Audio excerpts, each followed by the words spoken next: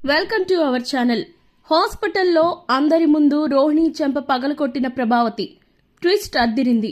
అసలు ఇదంతా ఎలా జరిగింది ఏంటి అనేది తెలుసుకోవాలి అనుకుంటే మా ఛానల్ను సబ్స్క్రైబ్ చేసుకోండి. మా నుంచి మీకు ఎప్పటికప్పుడు అప్డేట్స్ రావాలి అనుకుంటే మా ఈ వీడియోని లైక్ చేసి మీ ఫ్రెండ్స్ అండ్ ఫ్యామిలీ మెంబర్స్కి షేర్ చేయండి. అలాగే మీ అభిప్రాయాలను కామెంట్ రూపంలో తెలియచేయండి. ఇక వీడియోలోకి వెళితే గనక ఇక డాక్టర్ అయితే మనోజ్కి హాస్పిటల్లో ఇంకా ఆపరేషన్ తీసుకొస్తారు. ఆపరేషన్ అయిన తర్వాత ఇంక మనోజ్ని చూసి ఫ్యామిలీ మెంబర్స్ అందరూ ఏడుస్తూ ఉంటారు, బాధపడుతూ ఉంటారు. అయ్యో మనోజ్ ఏమైందిరా నీకు అది ఇది అని చెప్పేసి అంటుంటే, మీరేం భయపడకండి అమ్మా, ప్రస్తుతానికైతే మేము అతని కళ్ళల్లో గుచ్చుకున్న గాజు పెంకులను అయితే తీసేసాము, యాక్సిడెంట్లో జరిగింది కదా. సో ఆ తర్వాత ఏంటి అంటే ఇప్పుడు ఆపరేషన్ అయితే చేసి తీసేసాము, సో కళ్ళకి కళ్ళు వేస్తాము అని చెప్పేసి అనేసరికి మరి ఇప్పుడు ఎలా డాక్టర్ ఎలా ఉంది అని అంటే, అతనికి కట్లు ఓపెన్ చేస్తేనే కానీ మనకి ఏ విషయం తెలియదు, చూద్దాము ఏం జరుగుతుందో అని చెప్పేసి అంటారు డాక్టర్. అదేంటి డాక్టర్ అంత మాట అంటున్నారు అని అంటే, అవునమ్మా కళ్ళల్లో గాజు పెంకులు చాలా బలంగా గుచ్చుకున్నాయి, అందుకే అలా అన్నాం తప్ప వేరే ఉద్దేశం ఏం లేదు. పైగా ఇప్పుడు ట్రీట్మెంట్స్ చాలా అడ్వాన్స్డ్గా వచ్చేసింది, మీరేం భయపడకండి, ఖచ్చితంగా బాగవుతుంది, మీరేం కంగారు పడద్దు, మీరు కంగారు పడి పేషెంట్ని కూడా కంగారు పెట్టకండి, కాసేపు అయ్యాక వెళ్ళి చూడండి అని చెప్పేసి అంటూ ఉంటారు డాక్టర్లు అయితే. సరే అని చెప్పి ఇంకా మనోజ్ని వార్డుకి షిఫ్ట్ చేసేస్తారు.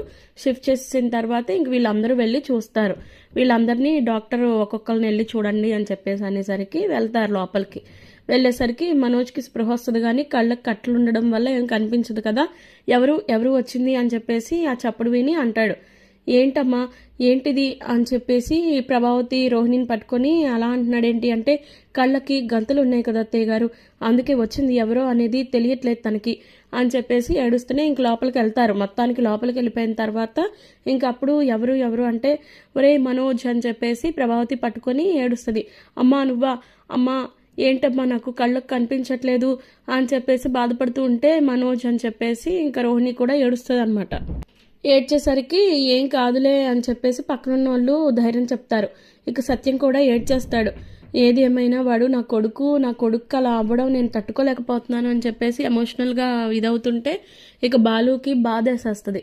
బాధేసి, నాన్న మీరేం బాధపడకండి నాన్న, వాడికి ఏం కాదు అని చెప్తున్నాను కదా అని చెప్పి అంటుంటే, ఏంటమ్మా నేను ఇంకెప్పటికీ కోలుకోలేనా, నా కళ్ళు కనిపించవా, నేను ఇంకెప్పటికీ బిజినెస్ మ్యాన్ని అవలేనా అని చెప్పి బాగా బాధపడుతుంటే ఇంకా బాలు వచ్చి, రే నీకేం కాదురా, అందరూ బాధపడకండి, మీకేం కాదు అని చెప్పేసి ధైర్యం చెప్తాడు.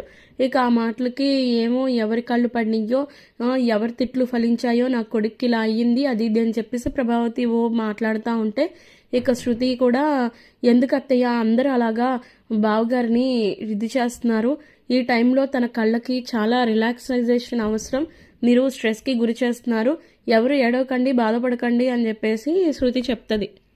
సరే అందరూ పదండి బయటికి, ఒక్కళ్ళు ఉంటే సరిపోతుంది అని చెప్పేసి అనేసరికి రోహిణి ఉంటుంది, మిగతా ఫ్యామిలీ మెంబర్స్ అందరూ బయటకు వెళ్తారు. ఈ లోపు బయటకు వెళ్ళిన తర్వాత ప్రభావతిను సత్యం బాధపడుతుంటే మీనాక్షి వస్తుంది. అయ్యో వదినా ఏంటి, నేను విన్నది నిజమేనా, మనోజ్కి యాక్సిడెంట్ అయిందంట, ఇప్పుడు ఎలా ఉంది వదినా అని చెప్పేసి అంటుంటే, వదినా అని చెప్పేసి పట్టుకుని ఏడ్చేసిద్ది ఇంకా ప్రభావతి కూడా. ఏమో వదినా, వాడికే ఎందుకు ఇన్ని కష్టాలో నాకు అర్థం కావట్లేదు, అసలు వాడికి ఏ గ్రహం పట్టిందో తెలియట్లేదు, కానీ ఎంత దారుణంగా యాక్సిడెంట్ అయింది, కళ్ళల్లోకి గాజు పెంకులు గుచ్చుకుపోయాయట, అసలు ఏంటి వదినా ఇది అని చెప్పేసి ఏడుస్తూ ఉంటే ఇంక మరో పక్క బాలు అలాగే మీనా కూడా మాట్లాడుకుంటూ ఉంటారు. అవునండి, మీ అన్నయ్య ఎప్పుడూ కూడా బైక్ మీదో కార్లోనో వెళ్తూ ఉంటారు కదా, అలాంటిది రోడ్డు మీద అలాగా వెహికల్ లేకుండా కళ్ళల్లో గాజు పెంకులు గుచ్చుకుని మరీ పడిపోవడం ఏంటి, అసలు ఏం జరిగి ఉంటుంది అనగానే నేను కనుక్కుంటాను మీనా అని చెప్పి బాలు అంటాడు.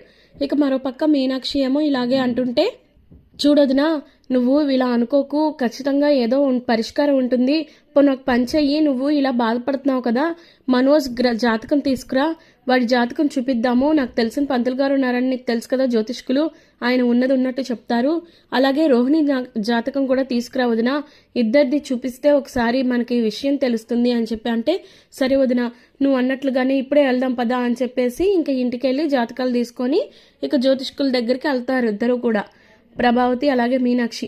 ఇక జాతకాలు చూస్తున్న జ్యోతిష్కులేమో చూసి పరిశీలించి, అయ్యో ఈ అబ్బాయి జాతకం ప్రకారం పెళ్లికి ముందు వరకు కూడా రాజయోగం అనుభవించాడు, కానీ పెళ్ళైనప్పటి నుంచే ఈయనకి కష్టాలు మొదలయ్యాయి అని చెప్పేసి అన్న తర్వాత, అవును పంతులు గారు, మీరు అంటుంటే నాకు కూడా అలాగే అనిపిస్తుంది. వాడు అసలు పెళ్లికి ముందు వరకు కూడా ఏం చదివినా చదవకపోయినా మా ఆయన గాని మా ఇంట్లో పిల్లలు గాని మహారాజులాగా చూసుకున్నారు. నేను కూడా అలాగే చూసుకున్నాను. కానీ వాడికి అన్ని కష్టాలు పెళ్లి దగ్గర నుంచే వచ్చాయి అని చెప్పేసి బాధపడుతూ ఉంటుంది. సరే, ఇప్పుడు మీ కోడల జాతకం కూడా ఇవ్వండి, నేను చూస్తాను అని చెప్పేసి తీసుకుంటారు. ఇక ఆ విధంగా రోహిణి నక్షత్రం జాతకం అంతా చూస్తారు.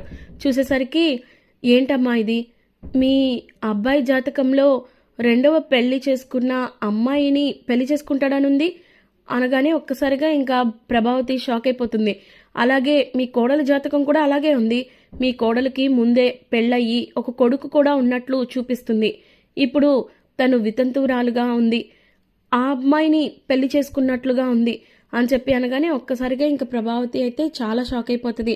ఏం మాట్లాడుతున్నారు పంతులు గారు, మీరు అసలు ఏమంటున్నారు అని చెప్పి అనగానే, అవునమ్మా, ఇది నేను చెప్తుంది కాదు, ఈ విషయం మీకు తెలీదా అని చెప్పి అనగానే, మాకు తెలీదు పంతులు గారు, ఈ విషయం మాకు తెలీదు. మా అబ్బాయి రోహిణిని మొదటి పెళ్ళే చేసుకున్నాడు. అలాగే రోహిణికి కూడా ఇది మొదటి పెళ్ళే. తనకి ఒక పిల్లాడు కూడా ఉండడం ఏంటి అని చెప్పి అనగానే, అవునమ్మా, కావాలంటే మీరు వాకప్ చేసుకోండి. అప్పటి నుంచే మీ అబ్బాయికి కష్టాలు. ఇక మరి ఈ కష్టాలు ఎప్పటికి తీరతాయి అనేది మన చేతుల్లో లేదమ్మా, కేవలం ఆ దైవ నిర్ణయం అంతే అని చెప్పి అనగానే ఇంక ప్రభావతి బాధపడుతుంది. మీనాక్షి కూడా, ఏంటి వదినా ఇదంతా అని చెప్పి అనగానే, నాకు అదే అర్థం కావట్లేదు వదినా, అసలు ఏం జరుగుతుందో ఏంటో ఏం తెలియట్లేదు అని చెప్పేసి ఎమోషనల్ అవుతూ ఉంటుంది. దాని సంగతి ఇప్పుడే చెప్తాను అని చెప్పేసి కోపంగా ఇంకా మీనాక్షి అలాగే ప్రభావతి ఇద్దరు కూడా హాస్పిటల్కి వెళ్తారు. హాస్పిటల్కి వెళ్ళిన తర్వాత ఇంకా మనోజ్ రూమ్లో ఉంటాడు. ఇక రోహిణి ఏమో ఏడుస్తూ ఉంటుంది. ఏడుస్తూ ఉండేసరికి ఇంకప్పుడు వచ్చి చాలా స్పీడ్గా వచ్చి ఇంక ఏం మాట్లాడకుండా చంప మీద లాగి పెట్టి కొట్టిద్ది. నీ గురించి నువ్వు ఏమనుకుంటున్నావే, నువ్వు ఎంత దారుణంగా మమ్మల్ని మోసం చేస్తావా అంటే, అమ్మా ఏమైందమ్మా అని చెప్పి మనోజ్ అంటాడు. ఏమైందా, దీనికి ఆల్రెడీ పెళ్ళైంది, ఒక కొడుకు కూడా ఉన్నాడు అని చెప్పి అనగానే ఫ్యామిలీ మెంబర్స్ అందరూ షాక్ అయిపోతారు. మరి ఇప్పుడు రోహిణి అసలు నిజం బయట పెడుతుందా లేదా మరో కొత్త నాటకం మొదలెడుతుందా అనేది తెలియాలి అంటే మా ఛానల్ను సబ్స్క్రైబ్ చేసుకోండి. అలాగే ఈ వీడియోని లైక్ చేసి మీ ఫ్రెండ్స్ అండ్ ఫ్యామిలీ మెంబర్స్కి షేర్ చేయండి. ఈ సీరియల్ అప్కమింగ్ ఎపిసోడ్స్ని మీకు ఎప్పటికప్పుడు రీచ్ అవ్వాలన్నా కూడా మా ఛానల్ను సబ్స్క్రైబ్ మాత్రం చేసుకోండి. రోహిణి నిజస్వరూపం ఇంట్లో వాళ్లకు తెలిసి ప్రభావతి తనని ఇంట్లో నుంచి బయటకు గెంటేయాలి అనుకున్న వాళ్ళు మాకు